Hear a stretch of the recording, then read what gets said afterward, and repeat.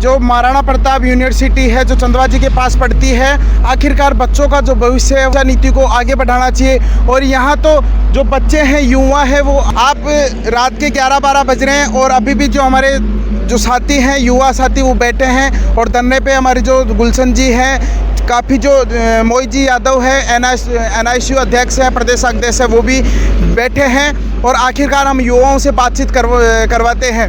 भाई ना प्रताप यूनिवर्सिटी चंदवा जी के पास है। भाई मैं ऑन हाईवे के ऊपर खड़ा हूँ, रात के कम से कम 11-12 बज गए हैं और बातचीत करवाते हैं कि उनका जो मैनेजमेंट की तरफ से उनको क्या मैसेज मिला है। हमारे साथ है मोहित जी यादव जो प्रदेश अध्यक्ष है NISU के, इनसे बातचीत करवाते हैं। यहाँ युवाओं को तो काफ़ी मजबूती मिली है कि हमारे साथ कोई तो खड़ा है, क्योंकि ये सुबह से ऐसे देख रहे थे। हमारे लालू जी हैं स्थानीय, ये भी युवा नेता है, गुलशन जी भी है, चौधरी जी बैठे हैं, किरोड़ी जी बैठे हैं। इनको आने के बाद में थोड़ा बहुत ऐसा लगा कि हमारे साथ कोई तो है, नहीं तो सुबह तो ये ऐसे बोल रहे थे कि हमारे साथ कोई भी नहीं है। और आखिरकार हम जाए तो कहाँ जाए, और जो चेयरमैन साहब हैं इनकी तो बात ही नहीं सुन रहे। आप क्या कहोगे?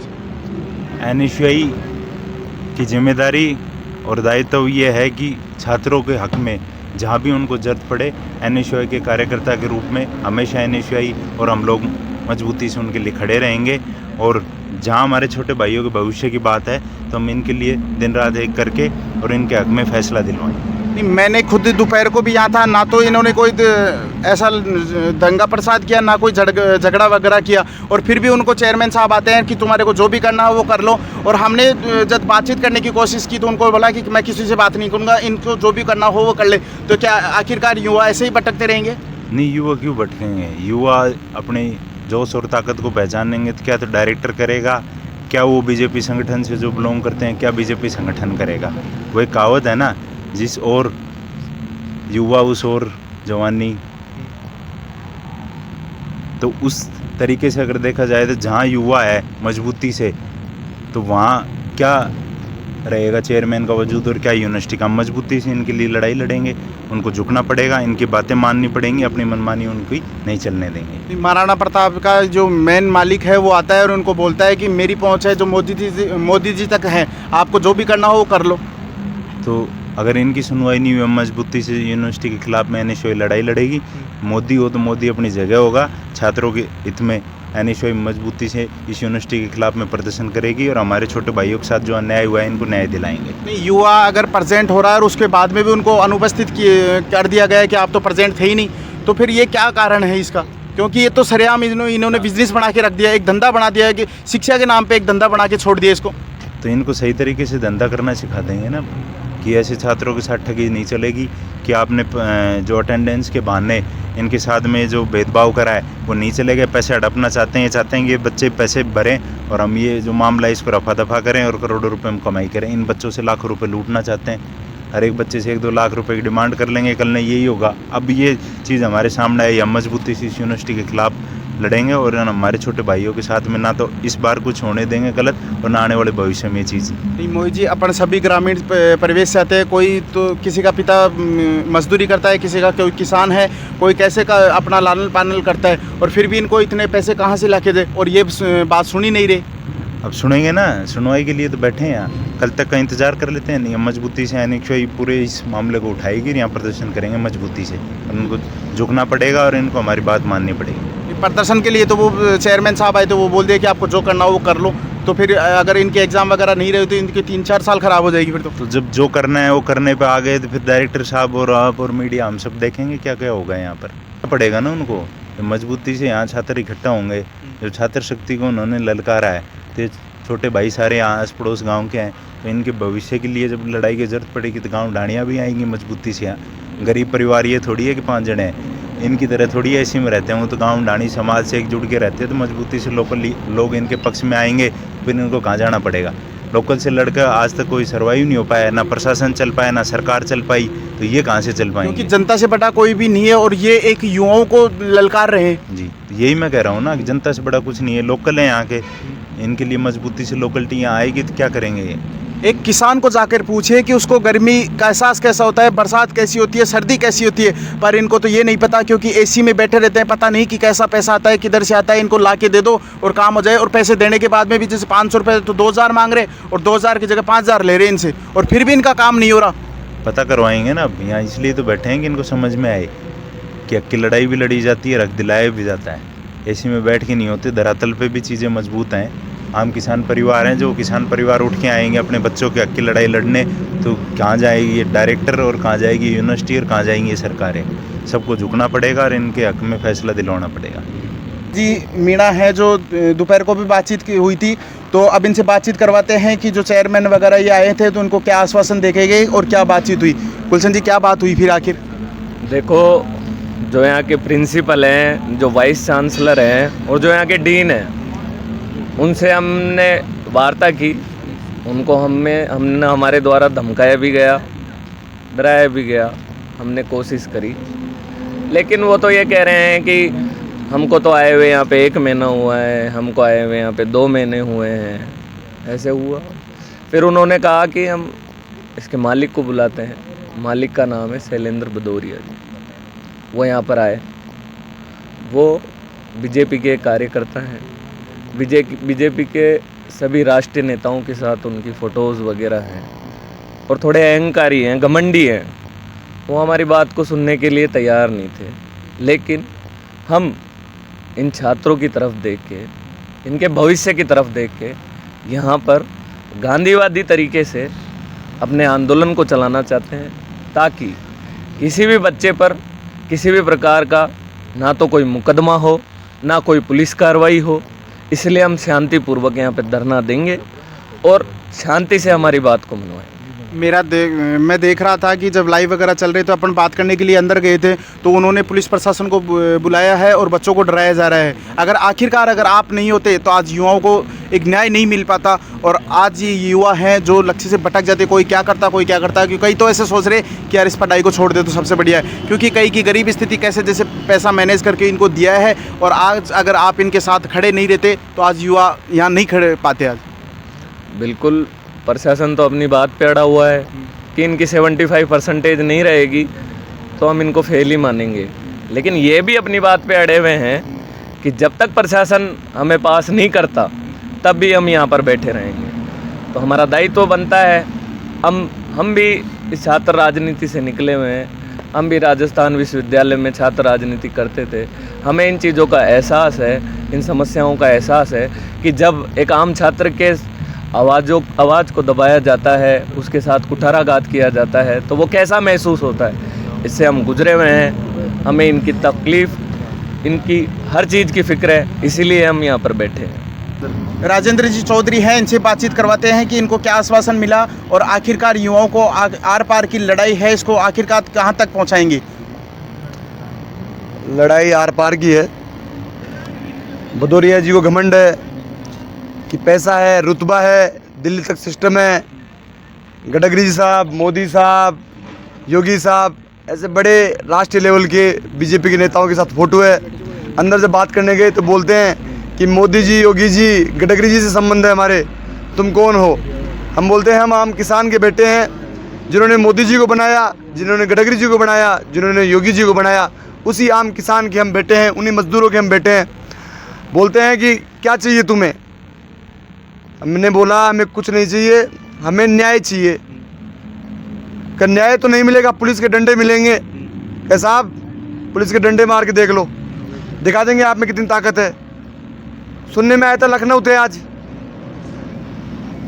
और यहाँ के प्रिंसिपल से बात हुई, प्रिंसिपल बोलता है कि नहीं आएंगे। मैं बुलाना पड़ेगा, यूनिवर्सिटी चलानी है तो बुलाना पड़ेगा।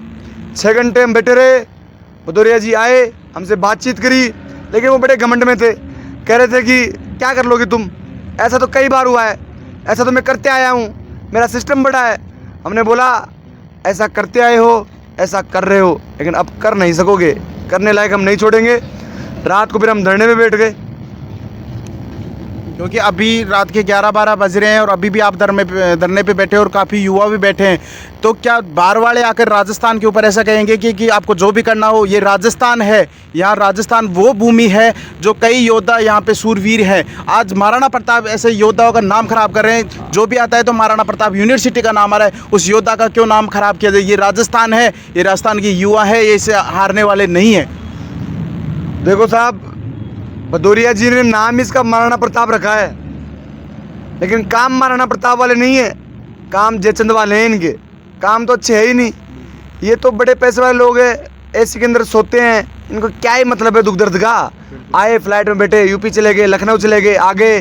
पहली बात उन्होंने यहाँ नौकर पाल रखे हैं, खुद तो मिलते नहीं है, प्रिंसिपल को आगे कर देते हैं, डीएन को आगे कर देते हैं और कहते हैं इनसे बात कर लो। इनसे क्या बात कर लें भाई, उनसे बात करते हैं तो उनको कोई जवाब ही नहीं है। एक बच्चा गया था अभी 4 दिन पहले, राहुल नाम का, वो बोलता है कि सर हमारी ये मैटर है, तो सर बोलते हैं कि ये काम नहीं होगा। लड़का बोलता है कि सर क्लास लगा दो, हमारी क्लास दूसरी जगह बदल दो। बोलते क्लास नहीं बदलेगी, ऊपर ही बैठना पड़ेगा। बोला साहब क्लास बदलनी पड़ेगी। बोला तेरी क्लास नहीं, तेरा बाप बदल दूंगा मैं। ये सब देंगे। फिर हम आए, इन्होंने बताया, हमने प्रिंसिपल से बात करी। प्रिंसिपल ने ऑनलाइन सोशल मीडिया पे डाल रखा है, प्रिंसिपल माफ़ी मांगता है कि मुझे माफ़ कर दो बच्चों, मैंने ये कहा। बताओ, ये तो दोगले आदमी है, दो मुँह के लोग हैं, कुछ भी बोल देते हैं, कुछ भी फिर जाते हैं। शासन प्रशासन सब इनका ये सिस्टम है जी। लेकिन एनएसयूआई के कार्यकर्ता, एनएसयूआई के छात्र नेता और महाराणा प्रताप, ये प्रताप यूनिवर्सिटी के आम छात्र ये लड़ाई मजबूती से लड़ेंगे और जीतेंगे। कैसे जैसे भी, जैसे आपको युवाओं को है ना, जो स्टूडेंट्स हैं उनको प्रशासन के द्वारा दबाया भी जा रहा है। पुलिस प्रशासन भी मौके पे आई थी तो आप ही को दबा रही थी, ना कि उनके सपोर्ट में बोल रही थी। कि आपके सपोर्ट में तो बोल ही नहीं रही थी, उनके सपोर्ट में बोल रही थी आपको क्या करना है, बातचीत करो, ज्ञापन दो। भाई ज्ञापन देने का टाइम है, क्योंकि इनका एग्ज़ाम का टाइम चल रहा है अभी तो, और इनकी एग्ज़ाम नहीं लग रही। भाई साहब आप सही कह रहे हो, लेकिन ये लोग नहीं समझते जी, इनको क्या है मतलब है। ये दुख दर्द देखे हुए लोग नहीं है, ये एसी में पैदा हुए हैं, हेलीकॉप्टर में पैदा होते हैं, और हमारे वाले बेचारे जनाना हॉस्पिटल में पैदा होते हैं। इनको दर्द हमारा क्या है पता। और ये प्रिंसिपल है, ढीले लोग हैं, पता नहीं 20-25 हज़ार में रख रखे इन्होंने, कुछ इनको भी कुछ ज़्यादा पता नहीं है। ये जो भदौरिया जी है, सब कुछ इनका है, करा धरा है, बीच में हमें लड़ाते हैं। वो भी किसान के बेटे रख रखे हैं इन्होंने काम करने के लिए। इन गार्डों को रख रखा है 20-15 हज़ार में। अभी कहते हैं कि गार्डों को तुम लड़ो, गार्ड थोड़े लड़ेंगे भाई हमसे। और पुलिस प्रशासन की देखो आप, यहाँ अधिकारी आते हैं पुलिस प्रशासन के, SI ASI CI साहब आते हैं और नौजवानों को दबाते हैं। हमने कहा कि आप कौन होते हो मैं बीच में दबाने वाले। हम प्रिंसिपल से बात कर रहे हैं कि तुम यहाँ से जाओ। अरे हम ऐसे जाने के लिए आए हैं यहाँ पे, जाने के लिए 12 घंटे से बैठे हैं क्या? कुत्ते ने खा रखा है पागल ने, जो यहाँ रात को हम बैठे हैं यहाँ पे, जाने के लिए नहीं आए, हक लेके रहेंगे। अगर आज आप नहीं होते मौके पर तो युवाओं को दबाया जाता, और ऐसा दबाया जाता है कि युवा बेचारा दोबारा बोलने की इनकी हिम्मत नहीं होती। दबाया क्या जाता? दबा रहे यहीं तो 10 साल से दबाने का काम कर रहे हैं। नहीं, आपको आने के बाद में इनको कोई हौसला तो मिला है कि हमारे साथ कोई भाई तो है? हौसला मिला है जब भी रात को बैठे हैं। नहीं, इनको क्या मतलब, ये बच्चे पढ़ने वाले हैं जी, इनको नेतागिरी से ज़्यादा मतलब नहीं है। इनको तो यही पता नहीं हम कौन है। इतना जानते हैं राजेंद्र भैया यूनिवर्सिटी में नेतागिरी कर रहे हैं, इनको ज़्यादा मतलब नहीं है कि कौन है, क्या है, कौन है MLA। इनको तो ये पता नहीं क्षेत्र का विधायक कौन है, कौन MP है। इनको इतना सा मतलब है कि नौकरी लगनी है जैसे तैसे। इनकी शादी ब्याह नहीं हो रही आज राजस्थान के अंदर। तो ये पढ़ने के लिए आए हैं, छोटी मोटी डिप्लोमा कर रहे हैं, B फार्मेसी का डिप्लोमा, उसके लिए 4-4 5-5 लाख रुपए ले रहे हैं, उसमें भी इनको फेल कर रहे हैं, पैसे खा के भग रहे हैं, मिलते हैं नहीं, प्रशासन को आगे कर देते हैं। प्रशासन है जो बड़े लोगों की, कुल मिला के पूंजीपति लोग हैं। दुनिया में 2 प्रकार के लोग हैं, गरीब मजदूर लोग और पूंजीपति लोग। पूंजीपति लोग हमेशा मजदूरों को दबाने की कोशिश करते हैं, दबाते आए हैं और दबा रहे हैं। लेकिन इस लड़ाई को हम मजबूती से लड़ेंगे, NSUI ये लड़ाई जीतेगी। हमारे प्रदेश अध्यक्ष बड़े भाई विनोद जी जाखड़ ने कहा है कि आप मुझे बताना अगर मेरी जरूरत पड़े तो मैं कल आ जाऊँगा। उन्होंने सोशल मीडिया पर पोस्ट भी की, उन्होंने कहा, आश्वासन दिया कि इस लड़ाई को जीतेंगे। कोई बड़ी लड़ाई नहीं है, ये होगी इनके लिए। इनकी सोच में होगा कि मोदी जी के आदमी है। अरे मोदी जी को हमने तो दबाया, 365 दिन तक रोडों पे बैठे रहे, किसान जीते आंदोलन। मोदी जी योगी जी क्या ही करेंगे? जो गलत है उसके साथ तो मोदी जी योगी भी नहीं लगेंगे, न कोई BJP का कार्यकर्ता लगेगा गलत के साथ में। गलत के साथ कोई नहीं लगेगा। इनकी खाल उधेड़ने का काम राजस्थान का नौजवान करेगा। तो अब इनके युवाओं के लिए आप क्या चाहते हो कि इनको कैसे न्याय मिले? फिर इनको न्याय ऐसे मिले, एक तो फीस ज़्यादा ले रखी है, फेल कर दिया अभी इस बार। अब फेल कर तो दिया, कोई दिक्कत नहीं है। फेल क्यों किया? इनको 50% लड़कों को क्यों फेल किया? ये फेल इसलिए किया कि रीचेकिंग का फॉर्म भरेंगे और पैसा आएगा। 500 लड़कों को फेल कर दिया और 5000 रुपये एक बच्चे से लिए, 25 लाख रुपये आ गए। मजे करो। हाँ, अच्छा 5000% लो 2.5 करोड़ रुपये कमा ले गए यहाँ से फ्री पॉकेट के। एक सब्जेक्ट के 5000 रुपये, तो आप देख लो कितने, बहुत ज़्यादा है साहब। एक सब्जेक्ट के 600-700 रुपये होने चाहिए, सब्जेक्ट के नहीं, पूरे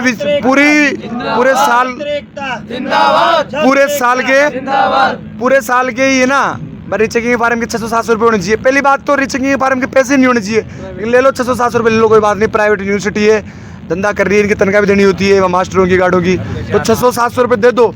लेकिन एक सब्जेक्ट के 5 तो 6 सब्जेक्ट के 5 का 30 हज़ार रुपये दो इनको, बताओ आप। और फिर गलती भी इनकी निकलती है। एक बात बताओ, अगर बच्चे के नंबर बढ़ रहे हैं, भाई नंबर बढ़ रहे हैं, 25 नंबर थे, फेल हो गया, रीचेकिंग फार्म का फॉर्म भरा लड़के ने, अब लड़के के नंबर निकले 50, तो गलती लड़के की थी या मास्टरों की थी? भाई गलती मास्टरों की थी ना। 50 नंबर को 25 नंबर क्यों दिए पहले उन्होंने? फिर 25 नंबर के पहले रीचेकिंग भरवा ली, 30 हज़ार रुपये रीचेकिंग के ले ली हमसे, और फिर बाद में कह दिए 50 जाओ तुम पास हो गए। अरे ये क्या डिग्री कल्याण महाराज को प्रसाद बांट रहे थे वहीं, लो लूट ले गए 30 हज़ार। चेयरमैन साहब आते हैं तो वो बोलते हैं कि जो भी हमारे डॉक्यूमेंट्स है वो दिखा दो। अरे भाई ये डॉक्यूमेंट्स थोड़ी देखने आने, इनको न्याय चाहिए अभी। अंग्रेजी बोलते हैं जी, और अंग्रेजी बोलना भुला देंगे इनको। अच्छे लोगों से पाला पड़ा है आज इनका, समझा देंगे इनको। अब पहले रीचेकिंग के ये बोलते हैं बच्चों को, 3 दिन पहले आपको बोला था ना कि 2000 फीस है, पहले कहते हैं 2000 फीस है, और आज निकाला गया इन्होंने नियम, या 2 दिन पहले निकाला, परसों इन्होंने नियम निकाल दिया कि 5000 है, अब 2000 नहीं है। अरे भाई रातों रात ही 2 के 5000 कैसे कर दोगे आप? 3-3 हज़ार बढ़ा रहे हो आप, सोचने की बात है। क्योंकि बेचारा युवा कहाँ से लाएगा इतने पैसे। आखिरकार हम युवाओं से बातचीत करवाते हैं, जो बच्चे बैठे हैं उनसे बातचीत करवाते हैं, क्योंकि रात के 12 बज रहे हैं, इन्होंने भी खाना नहीं खाया, पानी भी नहीं पिया, क्योंकि कॉलेज में पानी की व्यवस्था भी नहीं है। हमें मेरा नाम है राव प्रवीण यादव, मैं प्रताप यूनिवर्सिटी का 2nd ईयर का स्टूडेंट हूँ। भाई अभी तक खाना खाया कि नहीं खाया? रात के 12 बज रहे हैं, आप सुबह से बैठे हुए यहाँ पे। एक भी छात्र ने ना तो सुबह से पानी पिया है और ना ही एक अन्न का दाना ग्रहण किया है। पूरे लोग सुबह से यहाँ यूनिवर्सिटी में अपने मुद्दों के लिए खड़े हैं, ना तो उन पर कोई एक्शन लिया गया कॉलेज वालों के द्वारा, और ना कोई जो मेन डायरेक्टर सर है शैलेंद्र भदौरिया जी, उनका कुछ कहना है। वो बोल रहे हैं छात्रों को जो करना है तुमको वो कर लो। यहाँ पे छात्रों के लिए चलो बैठ रहे गए, धरना प्रदर्शन पे हम बैठे हैं, पीने के लिए पानी की व्यवस्था भी नहीं है। उनका कहना है आपके पास क्या प्रूफ है, आप क्या कर लोगे मेरी मोदी जी से डायरेक्ट जानकारी है, मैं ये कर दूंगा, आपकी ज़िंदगी ख़राब कर दूंगा, आपकी जो बची हुई लाइफ है उसको पूरी को क्लियर कर दूंगा। तो मैं ये बताना चाहता हूँ, छात्रों को आप दबाने की कोशिश मत करो। छात्र उठ गए तो आपको यहाँ रहना नहीं दिया जाएगा। एंट्री तो दूर की बात, आपको कॉलेज बंद करना पड़ेगा। कॉलेज का ताला तभी खुलेगा जब छात्रों की मांग पूरी होगी। क्या नाम है भाई? मेरा नाम मुरारलाल यादव है, मैं मनोहरपुर से हूँ। भाई सुबह से आप धरने पे बैठे हो, तो जो तुम्हारे चेयरमैन साहब आए तो क्या आश्वासन देके गए आपको? उन्होंने तो ये बोल गया कि आप जो करना है वो कुछ कर लो, मैं कुछ नहीं करूँगा, आप फैल रहोगे और जो भी करना है आप कर लो। क्योंकि वो भी मोदी जी की धमकी दे रहे हैं, कि मेरे से मोदी जी की जानकारी है, और आप भी बीजेपी के एक अच्छे माने हुए युवा। देखिए पत्रकार महोदय जी, भारतीय जनता पार्टी कभी भी किसी गलत व्यक्ति का सपोर्ट नहीं करती है, और वो भले ही भारतीय जनता पार्टी का कुछ भी हो, कोई भी नहीं, लेकिन उसके भारतीय जनता पार्टी का कार्यकर्ता न तो उसको समर्थन करता है न सपोर्ट करता है। जो बच्चों के साथ, यूथ के साथ खिलवाड़ करेगा उस व्यक्ति को कभी भी भारतीय जनता पार्टी का कार्यकर्ता या कोई नेता सपोर्ट नहीं करता है और नहीं करेगा। मुझे ऐसी उम्मीद और आशा है। और आपका मैं तो लालू जी, आपको क्या लगता है, आप युवाओं को क्या लेकर मैसेज में कि क्या लगता है आपको? देखिए, हमने कभी जीवन में हार नहीं मानी और नहीं मानेंगे, और हमें आशा और उम्मीद है कि हम जो मेहनत कर रहे हैं, संघर्ष कर रहे हैं, ये साथियों के साथ हमारी जीत होगी। निश्चित तौर पे इन साथियों को न्याय मिलेगा, और लालू यादव ने तो जीवन में कभी हार नहीं मानी और नहीं मानेगा। क्योंकि आप जिसके साथ खड़े हो तो उसके खरे उतरे हो आपने, क्योंकि आप हार नहीं मानी, क्योंकि जो भी आप लड़ते हो वो आर पार की लड़ाई लड़ते हो। है इनके साथ जैसा भी हो उनके लिए समर्पित हो, और मैं मेरे व्यक्ति के लिए रात को 1 बजे भी 2 बजे भी लालू यादव की जहाँ आवश्यकता होगी लालू यादव वहाँ खड़ा मिलेगा और इन युवा साथियों के साथ लड़ाई लड़ेगा। क्या नाम है भाई? मनीष यादव जी, कहाँ से बिलोंग करते हो? अचरोल से। भाई अचरोल से, आपको पता नहीं था कि कैसी क्या यूनिवर्सिटी है, कैसे झांसे में आ गए इसके? अरे पता तो सब कुछ होता है, लेकिन जो यहाँ पे दल्ले बैठे हैं ना, वो सब चीज़ बुलवा देते हैं। अरे कि तुमको क्यों टेंशन लेते हो, हमें ना बस इतने पैसे दे दो। आज वो बोल रहे थे कि हम है ना, वो कहाँ गए आज? उन्होंने निकाल दिया, इस फैकल्टी को निकाल दिया। इनकी क्या एक ऐसी रणनीति है कि जैसे मान लो मेरा आज एडमिशन है, तो आज से कॉलेज में एडमिशन चालू हो गए, तो तब आएंगे वो दल्ले। वो आएंगे, इधर बैठेंगे, कोई गेट पे होगा, कोई कहाँ पे होगा, यहाँ तक कि गार्ड भी दल्ले होते हैं इनके। सही, वो एडमिशन लेंगे, एडमिशन लेने के बाद में जब स्टूडेंट के एडमिशन ऑफ हो जाते हैं यूनिवर्सिटी के, उसके बाद में ये फैकल्टी चली जाती है, ये फैकल्टी चली जाती है। और उसके बावजूद भी हर सेमेस्टर में फैकल्टियाँ चेंज होती है। यहाँ पे पढ़ाई का तो कोई रोल है ही नहीं, यहाँ पे ओनली धंधा है। यहाँ पे जो हम है ना, ये इनकी तरफ से तो हम है बड़े अमीर बापजादे की औलाद है, हम यहाँ पे पैसे देते हैं और ये गरीब है भाई, इनका पेट भरवा देते हैं, ऐसा कुछ करना चाहते हैं ये। अब वो एप्लीकेशन कब लिया, जब सर्दियाँ चालू हुई थी, उन एप्लीकेशनों को फाड़ के और तप लिया अच्छी तरीके से, अपने हाथ सेक के हैं और कुछ नहीं किया हमारे लिए। क्या नाम है भाई? राकेश बिश्नोई, कहाँ से बिलोंग करते हो? जालोर से। भाई जालोर से यहाँ इतनी रात को भी आप बैठे हो और एडमिशन है आपका, फिर आप कैसे झांसे में आ गए इसकी? हम ऐसे आए झांसे में कि हमको बताया गया था कि यहाँ पे अब 700 किलोमीटर दूर से अब रेगुलर यहाँ रहना नहीं है, हम घर पर ही रहेंगे और एग्ज़ाम के टाइम आएंगे और एग्ज़ाम दे देंगे। और इन्होंने तो कॉलेज वालों ने अब एब्सेंट लगा दी है और फेल कर दिया है सब्जेक्ट के अंदर। तो ये अब कह रहे हैं कि अब पेरेंट्स को बुलाओ अपने। अब पेरेंट्स 700 किलोमीटर दूर से यहाँ थोड़ी आएंगे यार हमारे लिए। भाई कल ना कोई बात भी हो जाए तो 700 किलोमीटर तेरे को कौन संभालने आएगा यहाँ पे? हाँ वही तो। क्योंकि आज आप धरने पे बैठे हो यहाँ पे, क्योंकि इनसे प्रशासन जो इनकी पूरी टीम है, इनके तो अभद्र व्यवहार हो रहा है आपसे। कल ना कुछ भी हो जाए, कोई भी अगर लड़ाई वगैरह हो जाए या रात को कुछ भी हो जाए तो भाई जवाब कौन देगा इसका?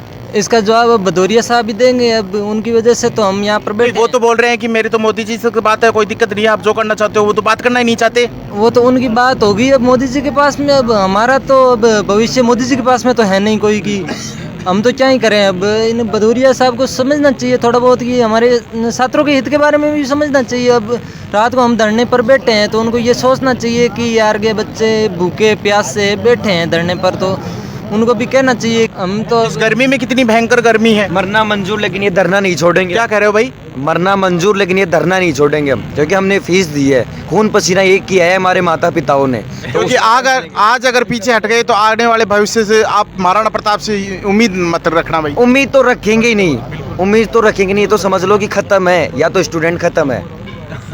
हमारे साथ चिमनपुरा के छात्र संघ अध्यक्ष भी हैं दक्ष यादव जी, इनसे बातचीत करवाते हैं। आखिरकार युवाओं के लिए ये भी 12-1 बजे की रात को, आधी रात को बैठे हैं, आखिर क्या अंतिम दम तक इस धरने के ऊपर हैं। और जबकि मैं सुबह लेट हो गया तो उसके लिए समझ जाता हूँ, उस समय मैंने अपने छोटे भाई लालू जी को भेज दिया था यहाँ पे, क्योंकि अभी आपके हाथ के लग रही है और फिर भी आपको आधी रात की युवाओं के साथ खड़े हो आप। छात्रों के हितों में हमेशा तत्पर रहेंगे, पहले भी थे, हमेशा आगे रहेंगे। और अगर न्याय नहीं मिलेगा तो आगे क्या करोगे आप? आगे हमेशा तत्पर यहाँ पे, जब तक न्याय नहीं मिलेगा तब तक यहाँ पे धरने पर बैठे रहेंगे। जो प्रदेश अध्यक्ष है NISU के अध्यक्ष हैं, उनसे बातचीत करवाए हैं, युवाओं से बातचीत करवाए हैं। आखिरकार यहाँ तो ना तो कोई पानी की पीने की व्यवस्था है, ना इनकी कोई खाने पीने की व्यवस्था है। आखिरकार युवा स्टूडेंट है जो भूखे पैसे बैठे हैं। आप देख सकते हो हमारे चैनल के माध्यम से किस प्रकार बैठे हैं। आप मेरे साथ देख रहे हो A to Z news media और मैं हूँ निहाल सिंह। जय हिंद, जय भारत।